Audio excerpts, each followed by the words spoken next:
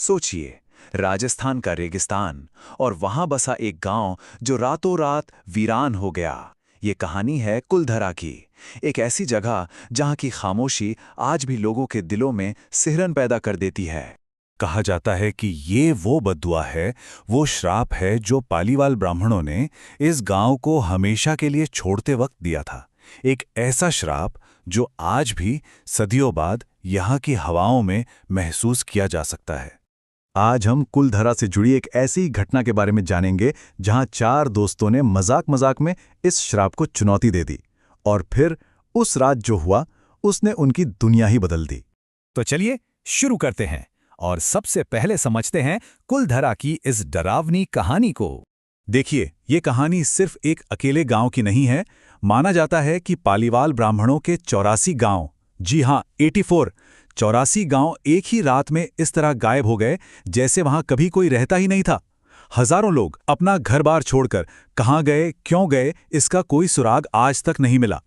आज के टाइम में कुलधरा एक टूरिस्ट स्पॉट जैसा है। आर्कियोलॉजिकल सर्वे ऑफ इंडिया इसकी देखरेख करता है। दिन में तो यहाँ खूब चहल पहल रहती है, लेकिन जैसे ही सूरज ढलता है ना, वहां सिर्फ सन्नाटा और खौफ बाकी रह जाता है। और यहीं से हमारी कहानी में एंट्री होती है 4 दोस्तों की, अमन, राहुल, दीपक और सौरभ। उन्होंने कुलधरा के बारे में बहुत सुना था और उन्होंने मजाक मजाक में एक खतरनाक फैसला कर लिया कि वो कुलधरा में एक रात गुजारेंगे। उन्हीं में से एक था दीपक, जो मजाक में कह बैठा, भाई भूत वूत कुछ नहीं होता। उसे क्या पता था कि उसका यही मजाक उसकी जिंदगी की सबसे बड़ी गलती बनने वाला है। उन्हें जरा भी अंदाजा नहीं था कि वो किस चीज को चुनौती दे रहे हैं। तो देखिए हुआ क्या। शाम के करीब 5 बजे वो लोग कुलधरा पहुंचे। गेट पर ही साफ साफ लिखा था कि सूरज ढलने के बाद अंदर जाना मना है। ये थी पहली वार्निंग। फिर वहां एक चौकीदार मिला। उसने भी समझाया कि भाई अंधेरा होने से पहले निकल जाओ, ये जगह ठीक नहीं है। लेकिन उन दोस्तों ने सब कुछ हंसी में उड़ा दिया। और जैसे ही सूरज डूबा, चारों तरफ घना अंधेरा छा गया।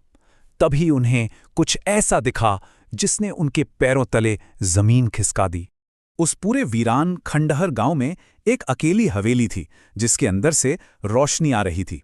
अब सवाल ये था कि सदियों से वीरान पड़े इस गांव में इस हवेली में रोशनी कौन जला रहा था।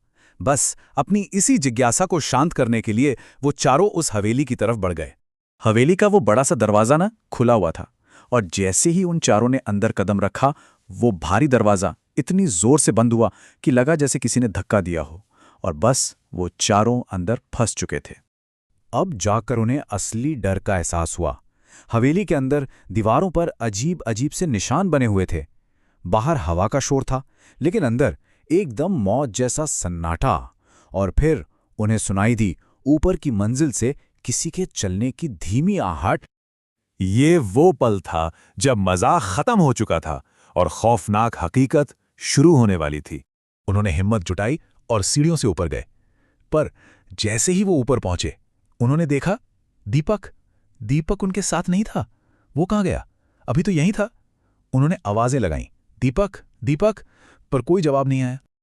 और तभी उस सन्नाटे को चीरते हुए एक आवाज गूंजी, एक ऐसी ठंडी बेजान आवाज जो जैसे दीवारों से ही आ रही हो, यहां से कोई नहीं जाता।